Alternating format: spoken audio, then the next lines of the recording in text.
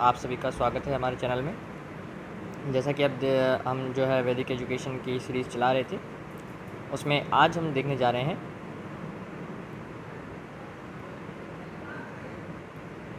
Curriculum in the वैदिक period.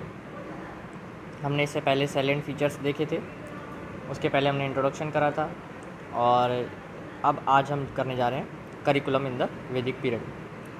तो curriculum को हम समझने से पहले देखेंगे कि करिकुलम को कितने भागों में किस टाइप से उनका जो करिकुलम जो है वो उस टाइम पे बना था। आज के समय पे हमारा जो करिकुलम होता है वो हम देखते हैं कि किस टाइप से एजुकेशन का स्ट्रक्चर जो है वो एक करिकुलम के बेसिस पे सेट होता है। तो हम देखते हैं कि एजुकेशन जो उस समय पे उनका करिकुलम क्या होता था। तो हम इसमें दो भागों में देखेंगे, एक लेवल्स के बेसिस पे और एक नेचर के बेसिस पे। तो अगर हम यहाँ पे जाएँ तो देखेंगे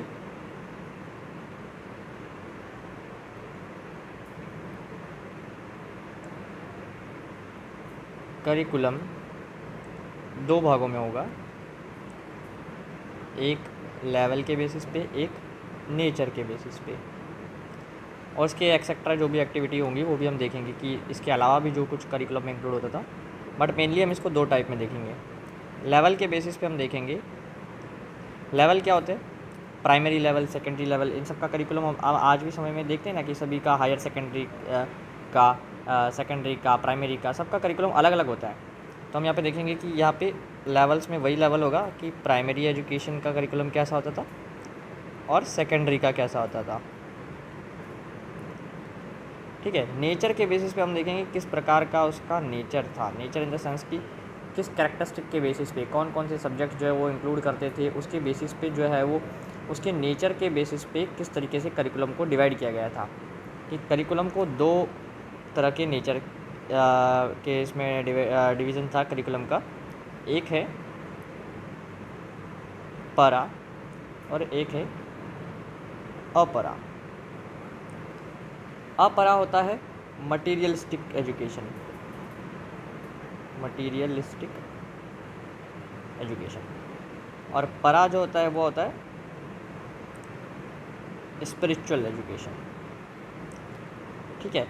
तो इस भागों पे, क्योंकि इस समय पे स्पिरिचुअलिटी पे उतना ही फोकस किया जाता था जितना कि हम जो है मटेरियलिस्टिक चीज़ों पे फोकस करते थे। तो इन दोनों को इक्वल, इन दोनों के बारे में एजुकेशन देने के लिए इसे इस तरह से डिवीज़न किया गया था। तो हम दो तरह से इसको देखेंगे, एक प्राइमरी सेकेंडरी लेवल के बेसिस पे, एक नेचर के बेसिस पे। तो चलिए शुरुआत करते हैं। सबसे पहले देखते हैं करिकुलम ऑफ प्राइमरी एजुकेशन। अब प्राइमरी लेवल पे बच्चों को क्या सिखाया जाता है आज के समय में? आज के समय पे अगर हम देखें तो सभी चीज़ों का बेसिक्स बताया जाता है। प्राइमरी लेवल जो है किसी भी चीज़ का, अगर हम प्राइमरी लेवल देखें तो वो हमें डायरेक्टली डिनोट करता है कि हम उसका बेसिक्स देख रहे हैं। बेसिक्स में आज हम क्या देखते हैं, आज के समय से हम वैदिक पीरियड को रिलेट करते हुए चलेंगे। आज के समय पे हम क्या देखते हैं कि बच्चों को बेसिक किसका सिखाया जाता है? लैंग्वेज का बेसिक, लैंग्वेज का बेसिक सिखाया जाता है।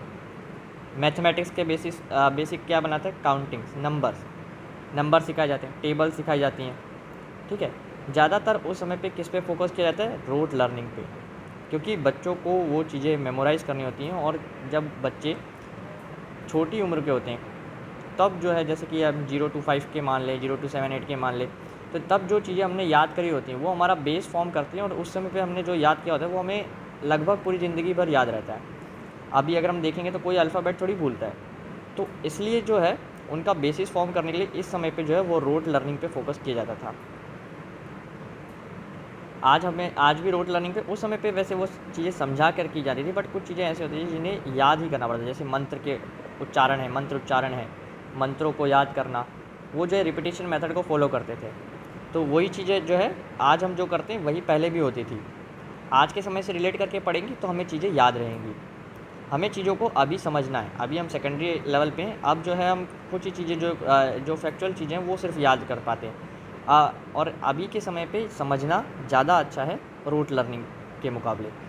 पर जो बेस बनाते हैं बच्चों का, तब हम उन्हें ये नहीं समझा सकते। कुछ कुछ चीज़ें जैसे एब्स्ट्रैक्ट होती हैं, बच्चे पूछते हैं ये जो ABCD है, ए ऐसा ही क्यों लिखा जाता है, वो चीज़ें एब्स्ट्रैक्ट हैं और उन चीज़ों को सिर्फ याद किया जा सकता है। तो रोट लर्निंग पे फोकस किया जाता था, और रोट लर्निंग से कई कई चीज़ें जैसे जो हम बेसिक्स को बच्चों का फॉर्म करते थे।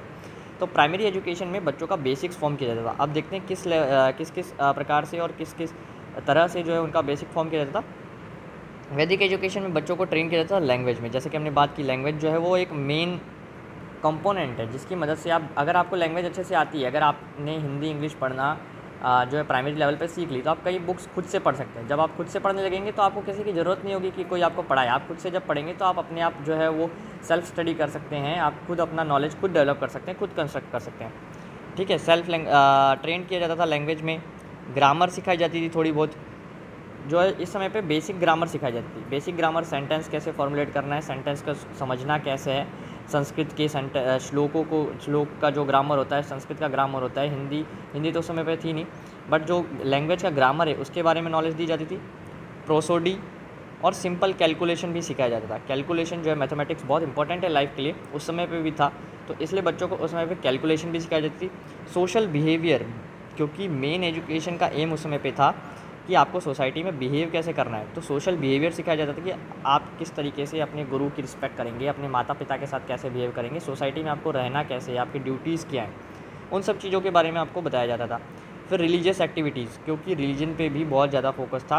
रिलीजियस एक्टिविटीज़ जैसे यज्ञ हो गया, हवन हो गया, और भी दूसरे कर्मकांड हो गए, सैक्रिफाइसेस हो गए, तो ये सारी चीज़ें जो, उन सभी चीज़ों पे भी फोकस किया जाता था कि आप साथ ही साथ जो है मटेरियलिस्टिक चीज़ों का जो है नॉलेज तो मिलेगा ही आपको, आपका जो वोकेशनल स्टडीज़ है उन पे काम होगा, बट आपको रिलीजियस एक्टिविटीज़ को भी उतना ही सेम इक्वल इम्पोर्टेंस दिया जाता था।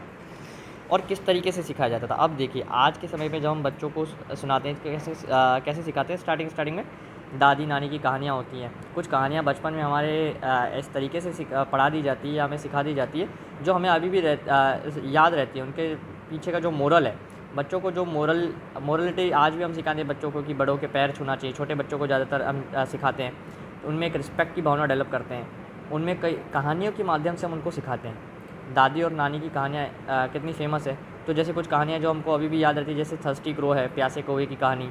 फिर जो कछुए और रैबिट की जो रेस होती है, तो वो रैबिट एंड टॉर्टोइस की जो रेस वाली कहानी है वो भी हमें याद है। तो वो चीज़ें जो हमें सिखाती है मोरल स्टोरीज़ के रूप में जो है वो सीख दी जाती है कि स्टोरीज़ जिनके साथ में एक मोरल जुड़ा हो। तो मोरल स्टोरीज़ जो है वो एडेड थी उनमें लेटर पीरियड में। ये कब हुई? लेटर पीरियड में, लेटर वैदिक पीरियड में, ताकि बच्चों के कैरेक्टर बिल्डिंग पे फोकस किया जा सके। आज भी हम देखते हैं मोरल स्टोरीज़ क्या करती हैं, छोटे बच्चों में एक कैरेक्टर डेवलप करती हैं, उनमें जो है वैल्यूज़ को डेवलपमेंट करती है। और जो स्टूडेंट जो हायर एजुकेशन को कंटिन्यू करना चाहते थे उनके लिए ये जो है एक फाउंडेशन का काम करती है। जो हमारा यहाँ पे मैंने जैसे बोला कि जब आपका बेसिक्स स्ट्रॉन्ग होता है तो आपका फाउंडेशन जो है वो एक बहुत ही अच्छा बनेगा। जब किसी घर की नींव मजबूत होती है तो ऑब्वियस सी बात है कि बिल्डिंग जो है वो और भी ज़्यादा मजबूत बनेगी, उसके ऊपर जो भी चीज़ हम बना रहे हैं वो और भी ज़्यादा मजबूत होगी। संस्कृत का ग्रामर जो है वो एसेंशियल था इस चीज़ के लिए। तो ये सारे पॉइंट्स थे। अब हम देखते हैं आगे कि अब हायर एजुकेशन में क्या था। प्राइमरी एजुकेशन में हमने बेसिक्स की बात की, ग्रामर, लैंग्वेज का basic, simple calculation, religious activities, moral stories के थ्रू सिखाया जाता था। रोड मेमोराइजेशन पे तब भी फोकस था और अभी भी फोकस है।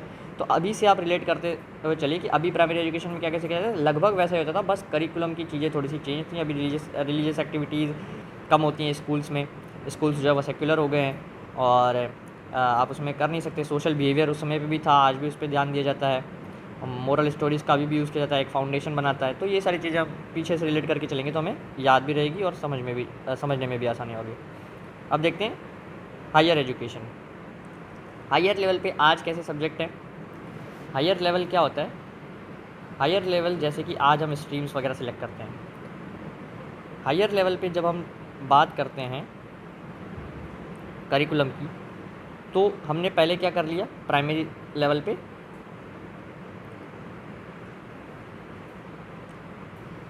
प्राइमरी में हमने कर लिया बेसिक्स। अब हमें अगर उसी में आगे परस्यू करना है तो हम हायर लेवल की तरफ जाएंगे। हमारा फाउंडेशन अब स्ट्रॉन्ग हो चुका है, अब उसमें हायर स्टडीज़ करेंगे। ठीक है, तो हायर एजुकेशन में हमारा क्या क्या आ जाएगा करिकुलम में, उसी का एक लेवल बढ़ जाएगा। जैसे हम देखते हैं कि प्राइमरी लेवल पे हमें साइंस किस नाम से होता है, इन्वायरमेंटल साइंस, EVS होता है। जब हम ऊपर जाते हैं क्लास में साइंस, फिर साइंस के 3 स्ट्रीम, 3 उसमें वो बढ़ जाता है, डिवीज़न हो जाता है साइंस का, फिजिक्स, केमिस्ट्री, मैथ्स, बायोलॉजी। तो इस तरीके से हम देखेंगे कि हायर लेवल पे एजुकेशन जो है वो इंक्लूड किया गया करता था संस्कृत ग्रामर, संस्कृत लैंग्वेज, उसका ग्रामर, वो भी हायर लेवल का। इस समय पे आपको उस समय बताया जाता है कि आपको सोसाइटी के लेवल पे शिक्षा दी जाती थी ग्रामर की, कि आपको कैसे बिहेव करना है, कैसे बोलचाल में आपकी भाषा का प्रयोग करना है।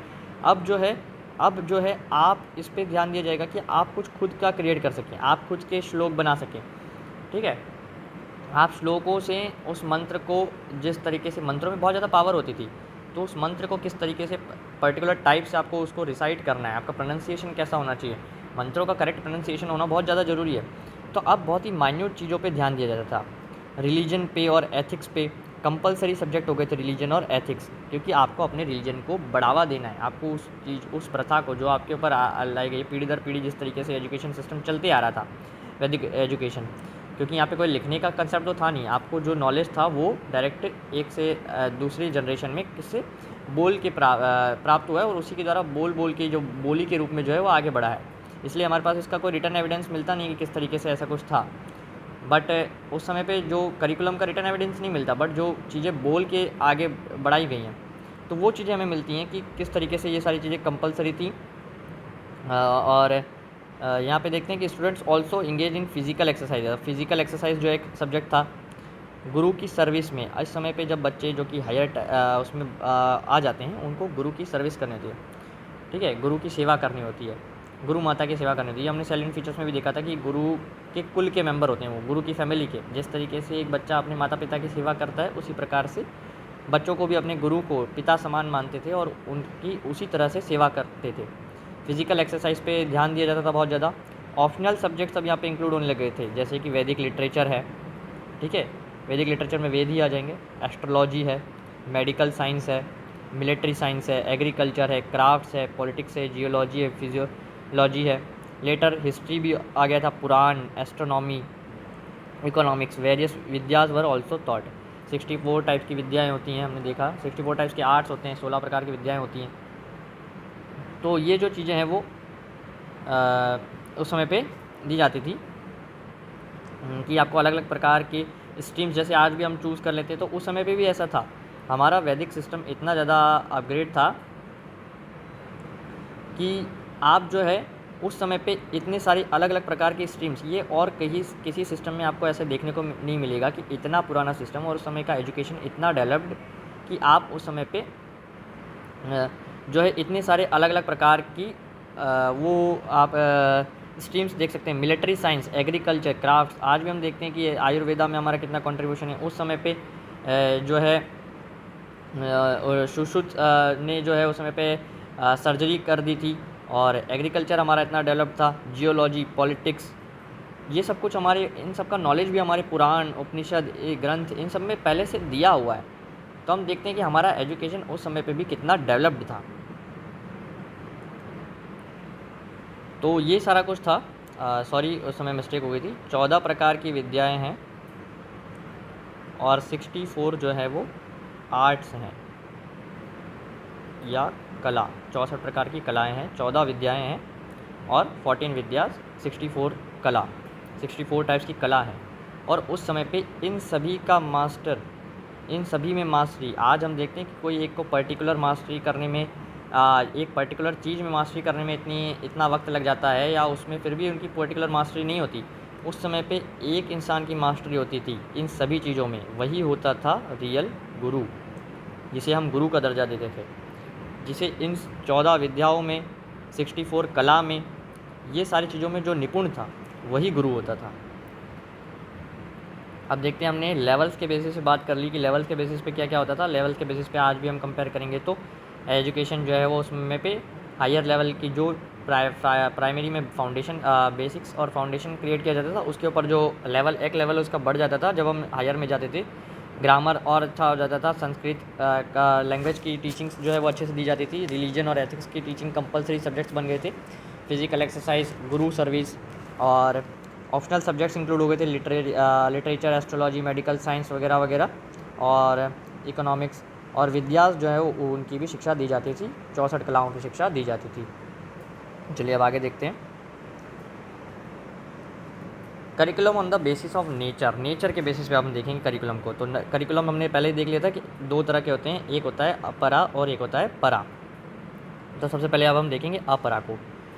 अपरा होता है मटेरियलिस्टिक करिकुलम। मटेरियलिस्टिक करिकुलम मतलब जो कि आज हम सब्जेक्ट्स पढ़ते हैं, कौन कौन से सब्जेक्ट जैसे हम पढ़ते हैं, साइंस पढ़ते हैं, मैथ्स पढ़ते हैं, जो हमारे डेली लाइफ में काम आते हैं, वो सारा कुछ जो है इसको हम अगर देख लें तो डेली लाइफ के जो सब्जेक्ट्स हैं जिनका यूज़ हम डेली लाइफ में करते हैं, जैसे एग्रीकल्चर है, कैटल रियरिंग है, आर्ट्स है, क्राफ्ट है, पॉलिटिक्स है, इकोनॉमिक्स है, जियोलॉजी है, फिजियोलॉजी है, एस्ट्रोलॉजी है, मेडिकल साइंस है, मिलिट्री ट्रेनिंग है।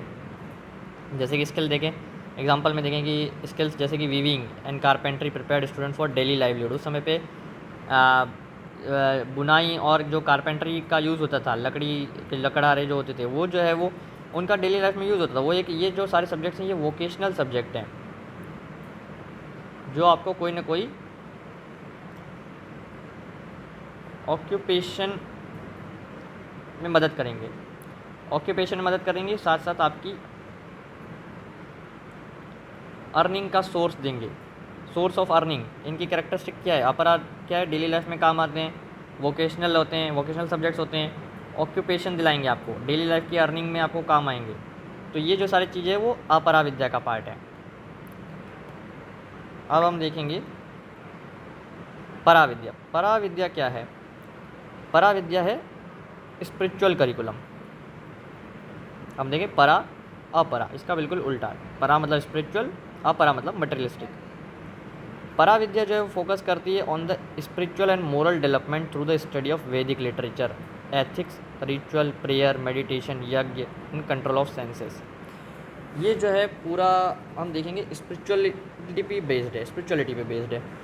मोरल डेवलपमेंट पे फोकस होता है इसका कि व्यक्ति का मोरल डेवलपमेंट हो। इसमें वैदिक लिटरेचर की स्टडी की जाती है, एथिक्स की स्टडी की जाती है, रिचुअल्स होते हैं, प्रेयर्स होते हैं, सेक्रीफाइसेस होते हैं, यज्ञ होते हैं, किस तरीके से जो हमारी ड्यूटीज़ है उनको फॉलो करना है, धर्म को किस प्रकार से फॉलो करना है, वो सारी चीज़ें जो हैं इसके अंदर आती हैं। मेडिटेशन इसके अंदर इंक्लूड होता है, किस तरह से सेंसेस को कंट्रोल करना है, वो सारी चीज़ें जो हैं इसके अंदर होती हैं। तो ये होता है परा और अपरा विद्या। अब हम देखेंगे कि कैरेक्टरिस्टिक क्या थी वैदिक करिकुलम की। वैदिक करिकुलम में कौन कौन से हमने सब्जेक्ट्स देख लिए हैं, अब उनके सब्जेक्ट्स की कैरेक्टरिस्टिक कौन कौन से हम डीपली देखेंगे, कौन कौन से सब्जेक्ट्स इंक्लूडेड थे। एज अ सब्जेक्ट के बेसिस पे देखें कि कौन कौन से सब्जेक्ट्स पढ़ाए जाते थे और किन किन चीज़ों पे ज़्यादा फोकस किया जाता था। तो देखते हैं, प्रोफेशनल और टेक्निकल सब्जेक्ट्स इंक्लूडेड थे। प्रोफेशनल और टेक्निकल सब्जेक्ट्स में कौन से किस में आ जाते हैं, ये हमने पहले ही पढ़ लिया इनको। जो इनके मेनली बेसिस पे हमने इनको जो है डिवाइड किया था। प्रोफेशनल और टेक्निकल सब्जेक्ट्स आ जाएंगे हमारे अपरा विद्या का पार्ट हो जाएंगे। ठीक है, सब्जेक्ट जैसे कि Ayurveda, astronomy, astrology, mathematics and economy, जो इन सब पे एम्फसाइज किया जाता था। आयुर्वेदा से क्या करेंगे, आप डॉक्टर बन सकते हैं। उस समय पे जो होते थे एस्ट्रोनॉमी, एस्ट्रोलॉजी, इन सब का भी उस समय में तारों की गणना, ये सब कुछ करना, ये सब भी बहुत ज़्यादा इंपॉर्टेंट हो जाता है। डेज का कैलकुलेशन, एस्ट्रोलॉजी में आप जो है ज्योतिष विद्या पे देखते हैं, मैथमेटिक्स, इकोनॉमी, ये सारे सब्जेक्ट भी इक्वली एम्फेसाइज किया जाता है, इनको भी इक्वल इंपॉर्टेंस दिया जाता है as given to the religion. Then हम देखते हैं थियोलॉजी। थियोलॉजी क्या होता है? Theology is a science of religion, धर्म विज्ञान जिसे बोलते हैं। विज्ञान किसका? धर्म के पीछे जो विज्ञान है उसको बोलते हैं थियोलॉजी। तो मीमांसा, रिचुअल फिलोसफी जिसे हम बोलते हैं, रिचुअल्स की फ़िलोसफी की कोई रिचुअल क्यों किया जाता है, किस लिए किया जाता है, कैसे किया जाता है, उसकी फ़िलोसफी पूरी जो है वो मीमांसा के अंदर इंक्लूड होती है। पुराण में हिस्ट्री रहती है, माइथोलॉजी रहती है जो बताई जाती है। ये किसका पार्ट है? अब हम देखेंगे इसको, जो हमने ब्रॉडर बेसिस पे देखा था उसके आधार पर अगर देखा जाए तो ये पराविद्या का पार्ट है। ठीक है, अब हम देखते हैं आगे धर्म। धर्म जो है वो तो एक बहुत ही मोस्ट इम्पॉर्टेंट पार्ट था करिकुलम का। धर्म में rules of conduct and ethics जो कि स्टूडेंट्स को गाइड करते थे लाइफ में, कि आपको लाइफ में किस तरीके से क्या सही है, क्या गलत है, किस तरीके से दूसरों का आदर करना है, रिस्पेक्ट करना है, सोसाइटी में बिहेव किस तरह से करना है। ये सारा कुछ चीज़ें जो थी वो रूल्स ऑफ कंडक्ट थे। ये जो चीज़ें एथिक्स को, मोरल वैल्यूज़ को इनकलकेट करते थे बच्चों के अंदर, ये होता है धर्म। तो धर्म जो है वो एक मेजर एस्पेक्ट जो है मेजर पार्ट था वैदिक एजुकेशन का मेडिटेशन किस लिए? सेल्फ रियलाइजेशन के लिए। सेल्फ रियलाइजेशन आज के समय में बहुत ज़रूरी है और पहले भी उतना ही इम्पोर्टेंट था कि आपको खुद के बारे में पता होना चाहिए, आपको सेल्फ रियलाइज़ करना चाहिए, सेल्फ इंट्रोस्पेक्शन करना चाहिए। तो ये जो चीज़ें वैदिक हाइम्स जो है वो यूज़ होती थी फॉर एडिंग इन कंसंट्रेट करने के लिए। पहले के लोगों को हम देखेंगे तो कंसंट्रेशन बहुत स्ट्रांग होता था। अभी का कंसंट्रेशन हमारा कितने ही टाइम रहता है, लगभग 7-8 मिनट भी हम एक जगह पे कंसंट्रेट करके नहीं बैठ पाते। तो आज भी हमें बोला जाता है कि मेडिटेशन हमें करना चाहिए कंसंट्रेट करने के लिए, तो मेडिटेशन पे बहुत ज़्यादा फोकस किया जाता है। इसके साथ मेडिटेशन के साथ साथ, क्योंकि ये तो एक मेंटल एक्टिविटी है, इसके साथ आपका फिज़िकल एजुकेशन पे भी जोर दिया जाता था। ठीक है, उसके बाद आते हैं स्टडी ऑफ वेदास। इस टॉपिक को हम थोड़ा सा डीप में करेंगे कि स्टडी ऑफ वेदास, क्योंकि हम देख ही रहे हैं वैदिक एजुकेशन। वेदास से हमको मालूम है कितने वेद होते हैं, ऋग्वेद, यजुर्वेद, सामवेद और अथर्ववेद, जो कि कोर फॉर्म्ड करते हैं नॉलेज का। जो सारा ज्ञान है उसका जो पूरा कोर चीज़ है वो क्या है? वेद है। वेदों में ही सारा ज्ञान जो है वो है। तो उसको हम देखते हैं कि वेदों की स्टडी जो उस समय पे की जाती थी, वेद है, वेदांग है, उपनिषद है, ये सारी चीज़ें जो हैं वो क्या हैं, क्योंकि इन्हीं के बेसिस पे सारा वैदिक एजुकेशन फॉर्म हुआ है। तो हम इसको थोड़ा सा डीप में देखते हैं, एक एक वेद का हम थोड़ा थोड़ा देख लेते हैं। आइए स्टार्ट करते हैं। तो सबसे पहले हम बात करेंगे ऋग्वेद की।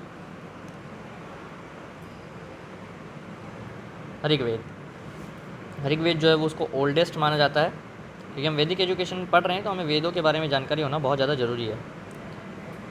ऋग्वेद जो है वो लगभग 1500 से 1200 BCE के बीच में जो है वो, ये लिखे तो नहीं गए हैं सारे वेद, कहीं पे लिखे नहीं हैं। ठीक है, और इनका कौन है, किसने लिखा है, ऐसे बहुत लोग मानते हैं कि ब्रह्मा जी के द्वारा फॉर्मुलेट हुए थे, बट इनका कोई वेदों के रचयिता हैं पर वेदों को किसी ने लिखा नहीं है।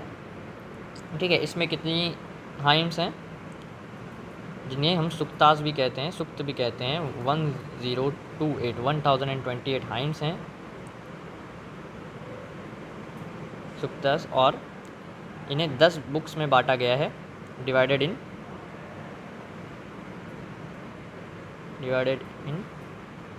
10 बुक्स, या उसे हम बोलते हैं मंडल्स। ठीक है, इसमें अलग अलग देवताओं के बारे में बताया गया है। अग्नि भगवान हो गए, वायु देवता हो गए, वरुण देवता हो गए, सूर्य देवता हो गए। इसमें पोएटिक हाइम्स हैं, मंत्र हैं, पोएटिक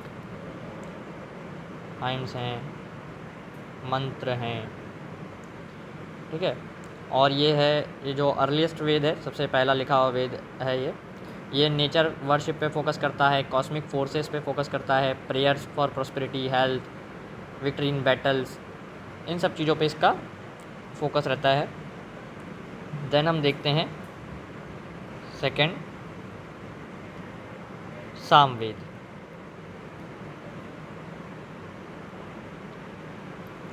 इसे वेदा ऑफ मेलोडीज़ एंड चैंट्स भी कहा जाता है,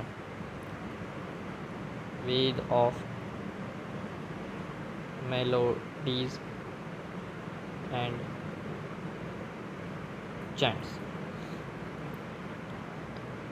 इसमें 1875 वर्सेस हैं, छंद हैं, और ये जो है म्यूज़िकल नोटेशन पे, ये हमें ध्यान रखना है कि ये जो है म्यूज़िकल नोटेशंस पे हैं। किस तरीके से मंत्र का उच्चारण होना चाहिए, उसकी जो लय है, उसका जो प्रोनंसिएशन है, उसका एक लय होती है, उसकी निर्धारित धुन होती है, जिस तरीके से उसे बोलना है, वो जो है वो इसमें बताया गया है। ये जो है इंडियन क्लासिकल म्यूज़िक और चैंटिंग ट्रेडिशन का बेस बनाता है। Chanting and rhythm to please god through sacrifices. ठीक है, ये इम्पोर्टेंस, इसका इम्पोर्टेंस लाइज करता है म्यूज़िकल अरेंजमेंट को। ये हमें बताता है, किसको बताता है? म्यूज़िकल अरेंजमेंट को।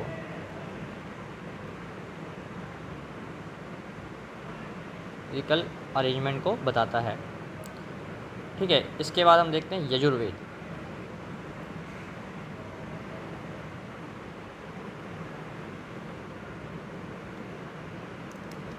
थर्ड हम देखेंगे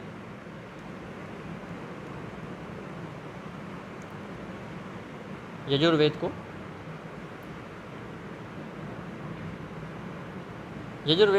को अगर हम देखें तो इसमें बताया गया है सेक्रीफिशियल फार्मूलाज के बारे में। सेक्रीफाइस क्या होता है? अभी हम सेक्रीफाइस के बारे में क्या समझते हैं? सेक्रीफाइस इन द सेंस इस तरह का सेक्रीफाइस नहीं जिस तरह का हम आज समझते हैं। सेक्रीफाइस इन द सेंस कि जो सेक्रेट रिचुअल्स होते हैं उनको जो है हम सेक्रीफाइसेस बोलते हैं, जैसे कि यज्ञ वगैरह, जिसे हम यज्ञ लिखते हैं वैसे ये होता है यज्ञ।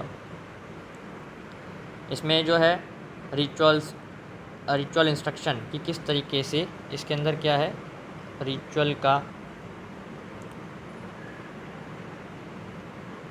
इंस्ट्रक्शन किस तरीके से आपको किसी भी तरह का रिचुअल किस तरीके से आपको चीज़ों को करना है, परफॉर्म करना है। रिचुअल प्रेयर्स हैं, मंत्र हैं इसमें भी, ठीक है। फिर इसमें हम देखते हैं प्रैक्टिकल एस्पेक्ट्स ऑफ रिचुअल को भी इसमें बताया गया है। ये प्रोवाइड करता है एक पूरा फ्रेमवर्क वैदिक रिचुअल्स और सेरेमनीज़ के बारे में। ये फ्रेमवर्क प्रोवाइड करता है ऑफ वैदिक रिचुअल्स एंड सेरेमनीज। अब हम देखते हैं अथर्ववेद को।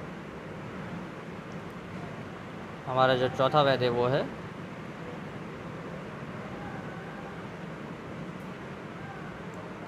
अथर्ववेद। इसे हम इजी लैंग्वेज में बोले तो इसे बोला जाता है वेदा ऑफ एवरीडे लाइफ। इसमें लगभग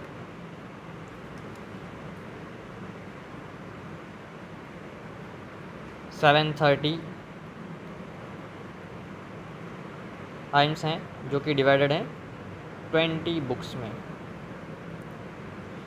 ठीक है। इसमें बहुत ज़्यादा चीज़ों के प्रैक्टिकल यूसेज पे बात की गई है। प्रैक्टिकल है ये, ठीक है। डेली कंसर्न्स के साथ डील करता है, जैसे कि प्रैक्टिकल है। सब्जेक्ट्स इसके अंदर होते हैं, हेल्थ के बारे में बताया है, डिजीज़ के बारे में बताया है, ठीक है। सोशल लाइफ, मेडिसिन, एग्रीकल्चर हो गया,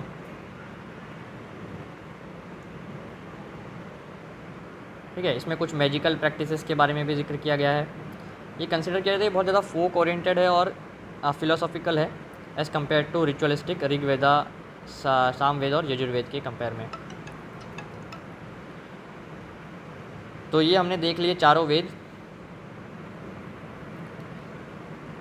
हमने वेदों के बारे में देख लिया, अब हम पढ़ेंगे वेदांग के बारे में। अब वेदांग शब्द से आप क्या समझते हैं? ये दो शब्दों से मिलके बना है, वेद प्लस अंग। अंग मतलब हम देखते हैं किसी का भी ऑर्गन अंग, ठीक है। तो इसे हम अगर लिटरली मीनिंग में देखें तो ये होता है लिम्स ऑफ वेदास, वेद के अंग। ये जो है एक ऑक्सिलरी डिसिप्लिन है जो कि हेल्प करता है कि हम वेद के बारे में एक जो है हमें वेदों को समझने में मदद करता है, ताकि हम वेदों को बहुत ही अच्छे ढंग से समझ सकें। ये एक टूल और साइंस के रूप में काम करता है। ये क्या है? टूल है एंड साइंस है जो कि सपोर्ट करता है वैदिक लर्निंग को। टूल है और साइंस है जो कि सपोर्ट करता है वैदिक लर्निंग को। ये ऑक्सिलरी डिसिप्लिन्स हैं जो कि डेवलप्ड होते हैं to help and understand, preserve and practice the Vedas properly, ठीक है। तो अब हम देखते हैं 6 वेदास हैं, 6 वेदांग हैं। कितने वेदांग हैं? 6 वेदांग्स हैं, 6 वेदांग हैं जो कि हमें मदद करते हैं कि हम वेदों को ढंग से अच्छे सही प्रकार से समझ सकें और उनके जो उनका जो राइट नॉलेज है उसको गेन कर सकें। देखते हैं सबसे पहले शिक्षा, science of pronunciation. Deals with the correct pronunciation, ये करेक्ट प्रोनाउंसिएशन के साथ डील करता है। किस तरह का आपका एसेंट होना चाहिए वैदिक मंत्र को बोलते समय। ये इंश्योर करता है कि आपके जो सेक्रेड साउंड वाइब्रेशंस है, क्योंकि वाइब्रेशंस जो हैं वो मंत्र में एक अलग से वाइब्रेशंस होते हैं। अगर हम साइंटिफिक स्टडी भी देखें तो हर मंत्र का एक साइंटिफिक वाइब्रेशन होता है कि उसमें उतने ही वाइब्रेशन होने चाहिए। ठीक है, किस तरीके से किस सिलेबल को जो है आपका उच्चारण होना चाहिए, इस सिलेबल का एक तरीके से ये फोनेटिक्स है ना, उसको जो है बताता है शिक्षा। इस वेदांग में शिक्षा जो वेदांग है उसके अंदर प्रोनाउंसिएशन के बारे में बेसिकली साइंस ऑफ प्रोनाउंसिएशन बताया गया, मंत्रों का करेक्ट प्रोनाउंसिएशन, इंटोनेशन, एसेंट जो वैदिक मंत्रास का होना चाहिए। फिर आता है व्याकरण। व्याकरण होता है ग्रामर के बारे में। इसमें थोड़ा सा जो इसका सीक्वेंस है वो थोड़ा सा चेंज है, तो मैं आपको एक सीक्वेंस बताता हूँ। शिक्षा के बाद आता है व्याकरण। व्याकरण जो है ये बताता है हमें प्योरिटी ऑफ वैदिक लैंग्वेज, संस्कृत के बारे में बताता है। ये पाणिनि के अष्टाध्याय जो है इसके बारे में एक मोस्ट फेमस वर्क है। ये हेल्प करता है ताकि हम जो है वो जब कोई मंत्र फॉर्मुलेट करें, जब मंत्र का उच्चारण करें तो हमें ग्रामर आना बहुत ज़रूरी है। जब तक हमें ग्रामर नहीं आएगा तो हम कैसे किसी मंत्र को पढ़ेंगे या कैसे किसी मंत्र का मतलब समझेंगे। तो ये ग्रामेटिकल रूल्स के ऊपर फोकस करता है और प्योरिटी को बताता है वैदिक लैंग्वेज संस्कृत की। इसके अंदर क्या है, ग्रामर है। फिर आता है Nirukta, etymology and meaning of words. इसमें वर्ड्स का मीनिंग है, it likes a dictionary, earliest dictionary इसको बोल सकते हैं। एक्सप्लेन करता है meaning and origin of difficult Vedic words. Difficult Vedic words के बारे में इनका इसके इसमें जो है मीनिंग जो है वो बताया हुआ होता है। फिर आता है छंद, प्रोसोडी एंड मीटर। इसमें प्रोसोडी और स्टडी ऑफ मीटर्स है। ठीक है, ये डील करता है मीटर एंड रिदम ऑफ वैदिक हाइम, किस तरह का उसका रिदम रहना चाहिए। ये मंत्र बताता है कि मंत्र जो है वो उसका करेक्ट पोइटिक फॉर्म में ही उनको जो है वो उनका उच्चारण होना चाहिए। फिर आता है कल्प, इसमें जो है वो रिचुअल इंस्ट्रक्शंस हैं। रिचुअल इंस्ट्रक्शंस हैं कि किस प्रकार से आपको किसी भी रिचुअल को परफॉर्म करना है। मेथड्स ऑफ परफॉर्मिंग रिचुअल, जैसे कि यज्ञ हो गए, सेक्रीफाइस हो गए, संस्कार हो गए। तो ये सारी चीज़ों का आपको ये जो चीज़ें हैं वो कल्प के अंदर आती हैं, कल्प में। ठीक है, फिर आता है ज्योतिष। ज्योतिष इन द एस्ट्रोनॉमी, ज्योतिष विद्या जो आज भी हम बात करते हैं, एस्ट्रोनॉमी। इसमें क्या क्या चीज़ें इंक्लूड होती है, टाइम कीपिंग हो गया, कैलेंडर हो गया, किस जगह पे पोजीशंस को देखना स्टार्स और प्लैनेट्स की, उसे मुहूर्त को निकालना, आज हम देखते हैं शुभ मुहूर्त हो, ये सब कुछ जो है ज्योतिष विद्या के अंदर आता है। इसे जो है ये कंसिडर किया जाता है as the beginning of Indian astronomy and astrology. तो एक बार हम रिवाइज कर लेते हैं कि हमने क्या क्या देखा इसमें। शिक्षा में प्रोनाउंसिएशन होता है, शिक्षा में प्रोनाउंसिएशन, व्याकरण में ग्रामर, उसके बाद आता है निरुक्त, निरुक्त में होता है वर्ड मीनिंग। फिर आता है छंद, छंद का मतलब ही हम समझ जाते हैं, मीटर्स के बारे में बात हो रही है। फिर आता है कल्प, कल्प मतलब कि रिचुअल्स के बारे में इंस्ट्रक्शंस। और फिर आता है ज्योतिष, जिसमें टाइम और एस्ट्रोनॉमी के बारे में बात की गई है।